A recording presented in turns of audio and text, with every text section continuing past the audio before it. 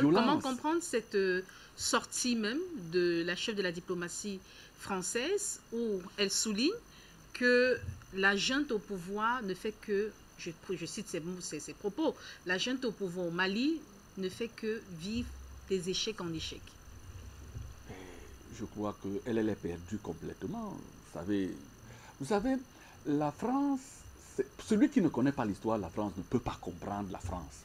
Pour comprendre l'histoire, pour comprendre la France aujourd'hui, il faut connaître son histoire. La France a toujours été ainsi. À la Première Guerre mondiale, les Français ont dit on va entrer à Berlin comme le couteau dans le beurre. C'est plutôt les Allemands qui leur sont rentrés dans le lard. Idem à la Seconde Guerre, hein, ils ont dit, et ils sont si infatués de leur personne, ils sont convaincus qu'ils sont forts, tout puissants. De Gaulle leur disait à la Deuxième Guerre, vous n'avez aucune chance. L'armée allemande ils vont faire de nous un pâté. Mais les Français ont dit non, l'état-major a dit, oh, dis donc, ce petit colonel, l'enlevez-le là, il ne comprend même rien. Il ne comprend rien. Et les Allemands, en un mois, les gars ont fui la culotte entre les jambes en Afrique. Ils se sont cachés en Afrique. Oui, mais eux, ils passaient pour être... Et il fallait écouter. Quand tu lis les dépêches, un mois avant la bataille de France, alors de la Deuxième Guerre mondiale, tu écoutes les dépêches, mais c'est incroyable de cécité intellectuelle. Vous vous demandez, ils comptent sur quoi?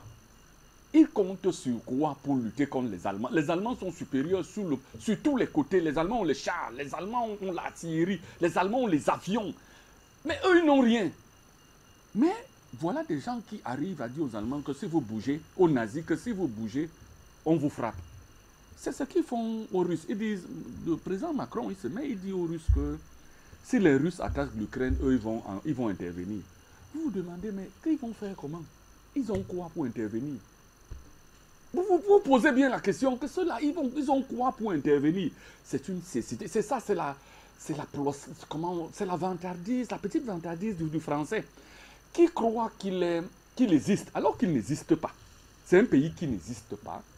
Ce sont des gens qui n'existent plus. La France va se retrouver dans 10 ans au niveau du Portugal et de l'Espagne, c'est-à-dire des puissances moyennes qui seront supplantées par les pays comme le Nigeria. Oui. 10 ans, c'est trop. 10 ans, c'est trop. C'est-à-dire, dans un moment, la Centrafrique, le Mali, seront devant la France d'ici 10 ans, vous allez voir. Tous les pays qui auront eu le courage de prendre leur indépendance en main, de dire à ces gens, rentrez chez vous, ils verront dans 10 ans, il faut simplement qu'ils résistent sur le plan militaire. Dans 10 ans, ils verront. Ils vont se développer. Or, cette attitude, cette arrogance, vous écoutez Le Drian. Le Drian a le courage d'insulter le président centrafricain et de dire qu'il est l'otage de mercenaires. Il parle sans façon, n'importe comment. C'est ça. Or, c'est quand même étonnant lorsqu'il le dit en face d'un président. Et il dit que la ministre des Affaires étrangères de la Centrafrique, c'est une excitée, elle est agitée. Vous ne comprenez pas comment un homme peut prendre, un diplomate de surcroît, peut prendre autant de légèreté, autant de suffisance pour s'adresser à son homologue d'un autre pays et lui tenir un propos aussi dangereux, aussi indélicat. Mais c'est incroyable. C'est tout simplement parce que c'est de la fanfaronnade. Ce sont des gens qui sont habitués, leurs cheveux ont blanchi dans le harnais du banditisme. Ils ont toujours ramassé les mangues là par terre. Alors ils se disent que c'est ça toute une vie. Non, ce n'est pas ça toute une vie. Ils n'auraient jamais parié un jour que le Mali allait dire à un ministre des Affaires étrangères français que monsieur venez au tribunal à Bamako. Vous êtes convoqué au tribunal à Bamako. Il ne faut pas s'imaginer qu'à Bangui, on puisse leur dire que mais monsieur, vous n'avez rien à faire ici. Et que la France puisse empaqueter. La France avait 4 bases militaires en Centrafrique. Ils puissent empaqueter tous leurs militaires et rentrer. Les voilà qui disaient oh, on s'en va, on s'en fout, on vous laisse le Sahel. Nous, on va vous laisser avec les djihadistes. Ce qui est curieux, c'est qu'ils refusent de partir du Niger. Et ils sont en train de vouloir s'installer au Bénin par la force. Et parce qu'il faut savoir, il y a la forêt du Kulou entre le Burkina et le Bénin. Et vous allez remarquer que c'est le même module opératoire qu'ils font depuis 1974. Et l'affaire Françoise Claus. Ils choisissent toujours un endroit où vous apprenez que dans toutes les cartes de tourisme, on vous dit que c'est alerte, c'est zone rouge. Donc personne n'y va là-bas. Pim, vous entendez qu'il y a des touristes qui ont été arrêtés là-bas, il faut payer une rançon.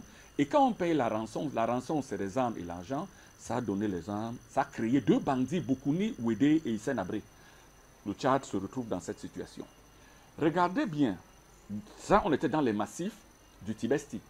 Venons maintenant au Cameroun, la forêt de Sambissou. Il a fallu qu'on attrape des touristes, on donne des armes, on légitime la présence, on va mythifier des bandits qu'on va appeler Boko Haram, on va les mythifier, on leur donne des armes, on leur donne de l'argent à travers ces rançons. Et du coup, on vous dit qu'ils sont dans la forêt de Sambissou, ils sont intouchables. Vraiment, c'est un endroit inexpugnable. Vraiment, il faut négocier. Il faut qu'on trouve... Le Cameroun doit négocier avec Boko Haram parce qu'à cette allure, on ne peut pas. Et c'est la même chose. Souvenez-vous du Mali. Du Mali, c'est la même chose. Le massif des Iforas, c'est la même chose. Et c'est ce qu'ils vont faire là-bas au Bénin. Le Bénin, qui savait, qui l'eût cru. Aujourd'hui, se sont infiltrés là-bas. J'ai lu une dépêche il y a 3 jours du chef d'état-major de l'armée française qui parle de ça. Alors que l'Ukraine, les Russes sont là en Ukraine, au lieu d'aller faire les dépêches là-bas, sur l'Ukraine, il vient faire sur le Bénin. Il dit que le Bénin, il y a une tentation terroriste au Bénin. Le Bénin est en grand danger.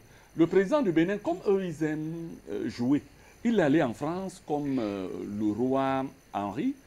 Il est allé, comme le roi Henri était allé voir le pape Grégoire IV. On appelle ça aller à Canossa, c'est-à-dire aller lui demander pardon. Il est allé voir le président Macron et ils ont organisé des journées économiques bénino-françaises. On ne trompe pas ces gens, ce sont des bandits. Ce sont des bandits et eux, ils ne croient qu'à un seul truc, c'est de créer la violence chez vous pour arracher toutes vos choses. Donc c'est ce que Mme Colonna dit, c'est regrettable, c'est proprement regrettable parce que c'est fondé en rien. Au contraire, le Mali va de conquête en conquête. Il faudrait vraiment être sourd dans les yeux pour ne pas voir que le Mali va de conquête en conquête. C'est un pays qui va droit vers sa destinée, c'est un pays qui va vers son développement, c'est un pays qui a été capable de prendre sa liberté, de se libérer des forces rétrogrades, c'est se libérer des forces du banditisme. Et aujourd'hui, le Mali est capable d'écrire sa propre histoire, s'assumer les exigences de sa propre auto-historicité. Donc, rien à faire. Ce qu'elle dit, ce n'engage qu'elle. Je pense qu'elle peut dire ça sur les mêmes propos sur les Russes. Qu'elle a dit ça aux Russes? Je vais voir. C'est l'Europe. Hein? Elle n'est pas parentée avec les Maliens. Je ne sais pas pourquoi elle s'occupe des Maliens. Elle peut aller dire en Russie, le dire aux Russes que mais vraiment vous allez d'échec en échec. Si vous continuez, on va vous bombarder. Je pense que les Russes vont apprécier. Mais qu'on nous laisse face à face avec les djihadistes, nous on s'en fout. Mieux les djihadistes nous tuent tous. Nous on ne veut pas le Français qui s'en aille. France, go home, rentrez chez vous.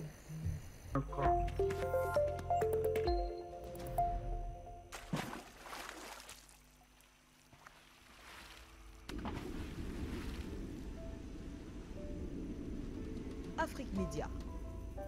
Le monde, c'est nous.